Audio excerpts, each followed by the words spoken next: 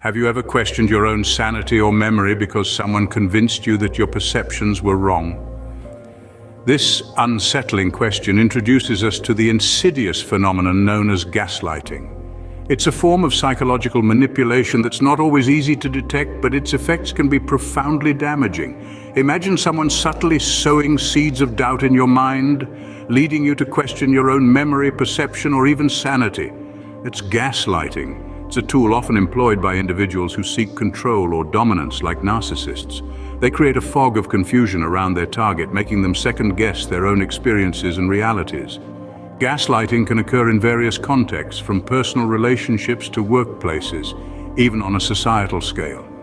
It's a manipulation technique designed to disorient and disempower, to make the gaslighter's version of reality the only one that counts.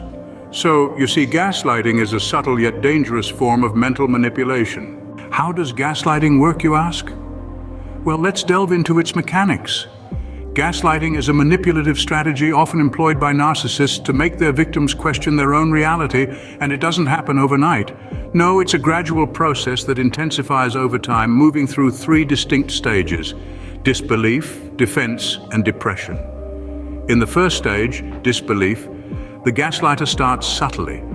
They may tell small lies or twist the truth, causing their victim to question what they know or remember. The victim might shrug off these instances as simple misunderstandings or miscommunications, but that's just the beginning. The groundwork being laid for the gaslighter's long-term game. Next, we move into the defense stage.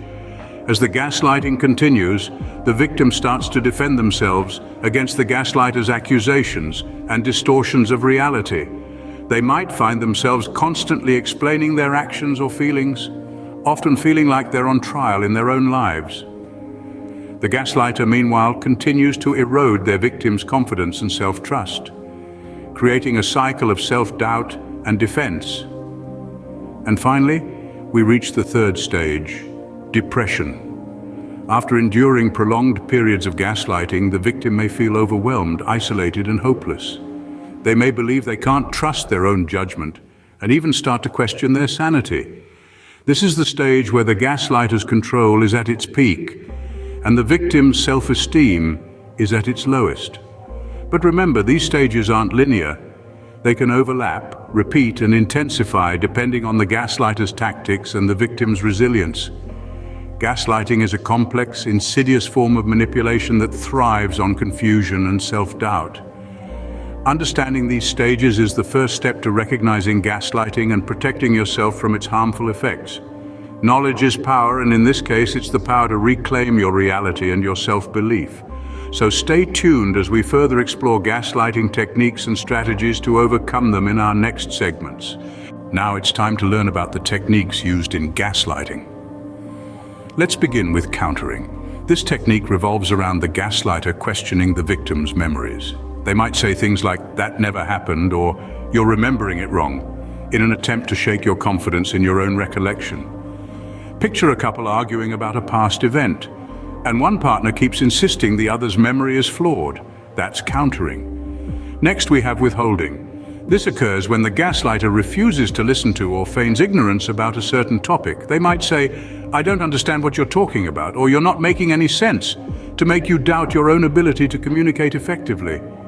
Imagine a boss pretending not to understand an employee's valid concerns. That's withholding. Trivializing is another common technique.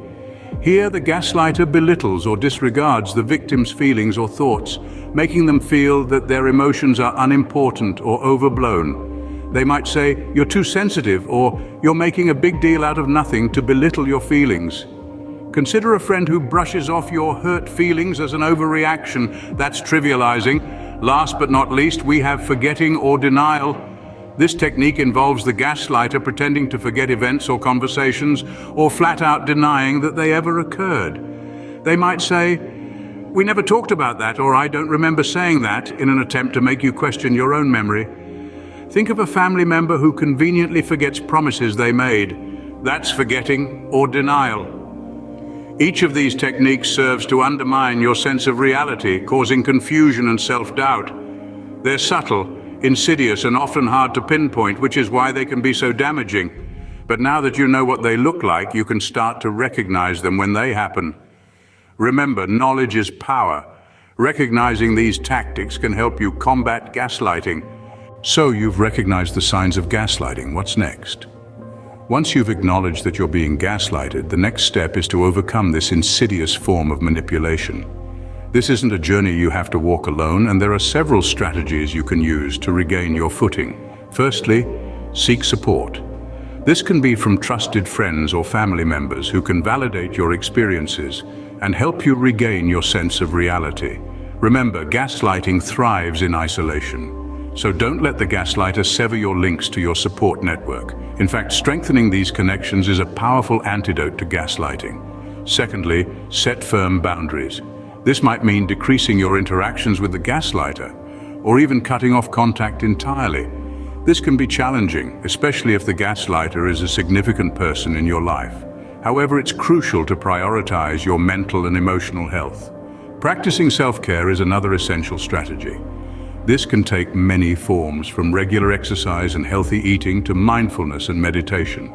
The goal is to nurture your physical and mental well-being, thereby strengthening your resilience against gaslighting. As you navigate these strategies, remember that it's okay to stumble. Overcoming gaslighting isn't a linear process, and there will be ups and downs. Be kind to yourself during this journey and recognize every step forward, no matter how small, as a victory. Lastly, don't hesitate to seek professional help if needed.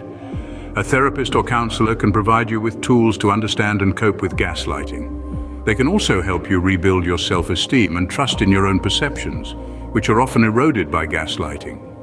Gaslighting is a form of abuse, and it's okay to seek help. You're not alone, and there are resources available for you. Remember, you have the right to live free from manipulation and control. It's time to step out of the fog and into the light. Gaslighting is a serious issue that can have significant mental and emotional impacts. It's a manipulative tactic, subtly undermining your reality, employing techniques to sow doubt and confusion. But remember, knowledge is power.